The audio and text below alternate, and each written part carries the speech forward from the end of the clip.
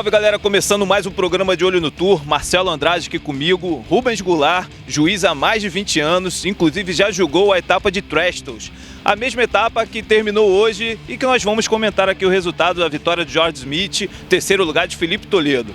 Marcelo Andrade, vou começar contigo, como é que você viu o resultado, a participação do George como campeão, Filipinho, melhor brasileiro? Cara, o George Smith, ele veio desde o começo do campeonato como um dos favoritos, né?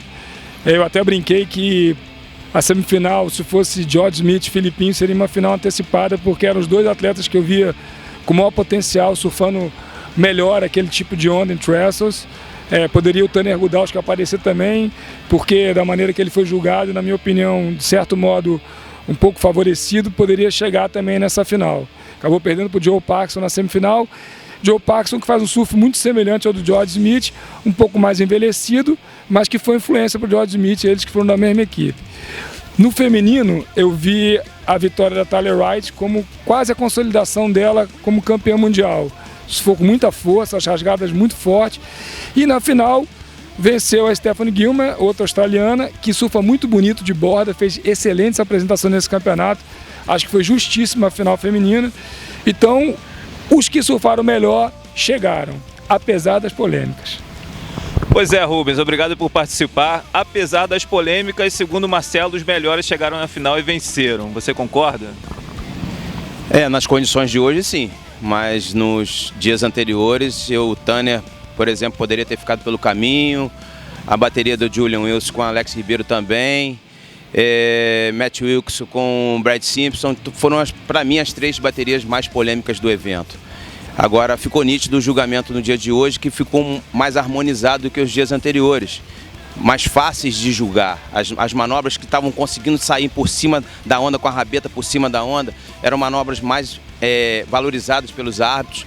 O Felipe hoje ganhou um 8,33 com o aéreo, então são comparações que os juízes têm que ter, mas quando o mar muda muito, tamanho de onda, parte crítica, às vezes eles se perdem um pouco. E a concentração no mar de Trestles é muito importante, são várias manobras, 8, 9, 10 manobras. Esse ano não foi tanto, mas no ano que eu julguei eram 8, 9, 10 manobras por onda. Então você tinha que se concentrar o detalhe, a diferença entre uma nota e outra, comparar. E quando você se perde na bateria, a bateria vai toda por água abaixo. Se você não comparar as médias, não for em cima das médias, você acaba se perdendo. E eu percebi que em alguns momentos os juízes se perderam. Talvez tenha sido isso que ocasionou esses erros, entre aspas, que está todo mundo questionando o resultado das baterias. Pois é, Marcelo Andrade, cara, uma guerra nas mídias sociais, a WSL lá nas mídias dela ouvindo muito shame, né, vergonha. Enfim, eu que não concordo muito com o Chororô também fiquei assustado, como ele falou, as três baterias aí de três caras brigando pelo título diretamente, perderam. O Medina, então, tinha a chance de passar do John John que perdeu sem mais de dúvidas. Cara, o que está acontecendo? Bom, vamos primeiro ao Chororô, né? O Chororô é a questão. No programa passado a gente falou que não valia a pena esse negócio de Chororô, porque acontecia com vários atletas, não só com os brasileiros, e quando acontecia com os brasileiros, a reação era muito pior.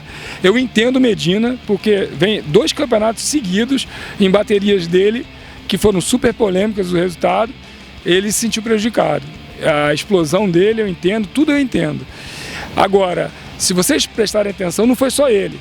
Como o Rubinho falou, o Matt Wilson pode ter ganho do Brad Simpson, como o Julian Wilson pode ter ganho do Alex Ribeiro, e isso tudo eu achei que aconteceu, mas volto a dizer, se vocês abrirem algumas opiniões, Kelly Slater achou que o Tanner ganhou, outras pessoas acharam também, e as redes sociais, apesar do Brasil estar mais voltado para o nosso resultado, no mundo inteiro, todo mundo abraçou Medina, mas no mundo inteiro foi questionado o resultado do Matt Wilson, do Julian Wilson, enfim, do julgamento desse campeonato.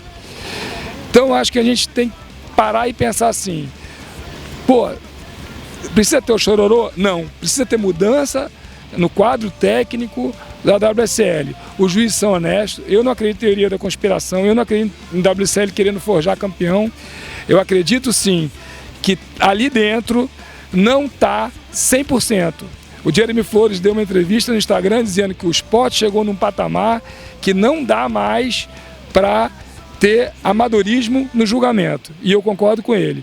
Não estou dizendo que os juízes são ruins, volto a dizer aqui, nem que o RED é ruim, mas que no resultado geral não está satisfatório, não está satisfatório. Rubens, queria saber se você concorda que existem problemas, né? E como resolvê-los. Eu acho que a tecnologia está aí para ajudar. O surf foi um dos primeiros esportes a aderir à tecnologia para ele, com replay. Hoje em dia, se você entra numa cabine de juízes, você percebe um profissionalismo muito grande usando essa tecnologia. Mas eu acho que parou no tempo. Eu acho que tem que aumentar essa parte tecnológica, ajudar, criar talvez desafios como tem no vôlei, em algumas baterias, criar parâmetros. De repente o atleta tem direito a ter 1, 2 desafios por evento. Criar alguma coisa assim e diminuir a subjetividade, que o critério é pré-estabelecido, todos nós sabemos, parte crítica, velocidade, mas ainda dá margem de interpretações. E isso tem que esclarecer um pouco mais, não só para quem entende, para quem não entende também. Uma pessoa que não entende começa a passar um campeonato e ele começa a tentar entender, e aquilo ali entra em conflito com pouco entendimento que ele tem, ele já parte para outro esporte, ele não quer mais ver o surf. Então, esses conflitos não só é ruim para quem entende, mas para quem não entende também, para a mídia em geral. Então, eu acho que tem que ter um briefing, eu acho que tem que ter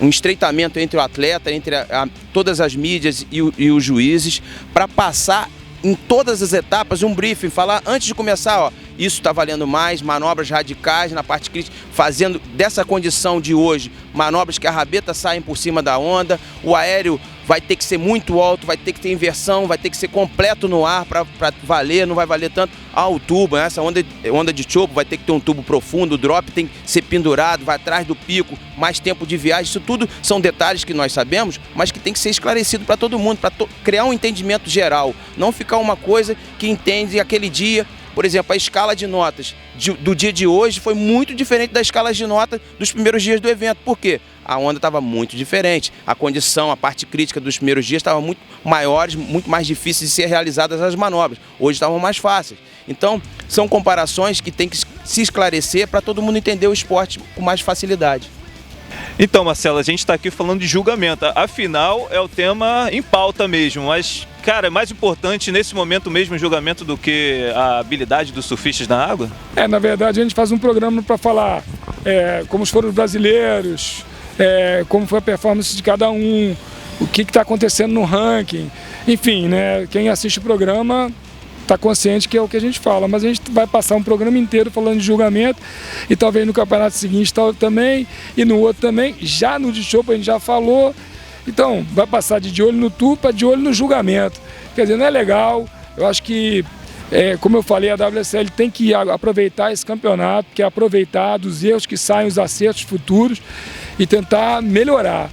Porque eu acredito muito na competência, principalmente dos juízes brasileiros que estão lá, eu conheço eles, o Lúlio, o Antônio, acho que eles são muito bons, mas enfim, não adianta ser bom no papel e no julgamento geral, que é uma equipe, que não é individual, surf é individual, mas o julgamento não dá certo. Agora, Rubinho, o CT vai para a França, a gente não sabe como vai estar lá, às vezes está grande tubular, às vezes está pequeno de vala como na Barra, o que a gente pode esperar dessa etapa? É uma etapa muito difícil o julgamento, porque, volto a frisar, tem que criar um parâmetro no começo do dia na condição. Eu já julguei também em Rossegor, é um campeonato que pode ter condições como Barra da Tijuca de mar pequeno, de vala, como pode ter ondas pesadas tubulares, ano passado nós tivemos, ano retrasado também, e oscila muito. Dentro da janela tem várias condições de mar bem distintas uma da outra no próprio evento. Então, os juízes têm que se adaptar muito bem. Agora, a gente percebe alguns atletas se adaptando muito bem, mesmo a condição extrema de Rossegor, que tem corrente, ondas tubulares e fortes, como um mar pequeno quando fica. Vimos o Gabriel já ganhando várias vezes lá, vimos o John também surfando muito bem. Ano retrasado, o Jadson fez final lá, foi surpreendente a performance do Jadson. Então, é uma etapa que a gente não pode apostar em alguém assim definitivamente. Não, fulano, esse atleta vai ganhar. Não é bem assim, é uma etapa que pode oscilar bastante. Tem alguns atletas que se dão melhor. O Gabriel, volta a falar, o John, o Kelly, são atletas. O Joey Parks já não é uma etapa que ele se dá tão bem, entendeu? Então, são performance que a gente ainda vai esperar como vai se apresentar o mar, que tudo se resume como se apresenta o mar, o equipamento que o atleta vai usar, isso tudo são pontos pertinentes para ter uma boa performance em Rossegor. Marcelo, e o ranking? John ainda em primeiro, Medina subiu para segundo, Matt Wilkinson em terceiro. Os três continuam embolados, né? Eram os três favoritos, agora se juntaram mais dois. George Smith, com essa vitória, chegou em quarta, embolou ali, tem chances matemáticas. Ele é um cara que na Europa pode ir bem, França e Portugal, e chegar em pipeline até na liderança. E o Kelly Slater, né, que não pode ser menosprezado nunca, ele vem num crescente nas últimas etapas, em pipeline ele é um dos favoritos. Então eu acho que esses 5 vão disputar o título, apesar de que eu confio mais no Medina e no John. Acredito muito no Medina ainda, acho que agora até esse problema vai fazer com que os juízes olhem com mais carinho para ele, essas próximas etapas, e acho ele mais completo que o John para ser campeão. Então acho que Neguinho não deve ficar preocupado. E quanto aos brasileiros, só para concluir, acho que o Alex Ribeiro ainda tem chance de se classificar pelo CT. Eu achava que ele não tinha nenhuma, mas com esse resultado ele pode na Europa ainda se recuperar um pouco. Poucas chances, mas tem. E o Jadson tem chance de na Europa conseguir a sua vaga definitivamente. Eu acho que só quem vai realmente esse ano ter dificuldade mesmo é o Alejo Muniz, por não ter corrido 2 etapas e não ter tido bons resultados. Show de bola, Marcelo, eu concordo contigo. Para mim é o Medina esse ano, né? Jogar para a galera. Confio muito nele. Rubens falou, já venceu lá algumas vezes. John também, mas ele tem mais títulos lá, tem mais vitórias. E acredito que o título desse ano vai ficar com ele. Bicampeão Medina, acredito eu. Então valeu, Rubens. Mais de 20 anos de julgamento. Cara casca grossa aí nas papeletas. Antigamente papeletas, né? Obrigado pela participação, enriqueceu o nosso programa. Obrigado, Marcelo Andrade. O Marcelo Bosco, ele não está com a gente hoje porque ele foi para a Califórnia participar da transmissão da WSL em português, mas no próximo programa vai estar junto da gente. Então é isso, galera, a gente se vê em breve. Um abraço.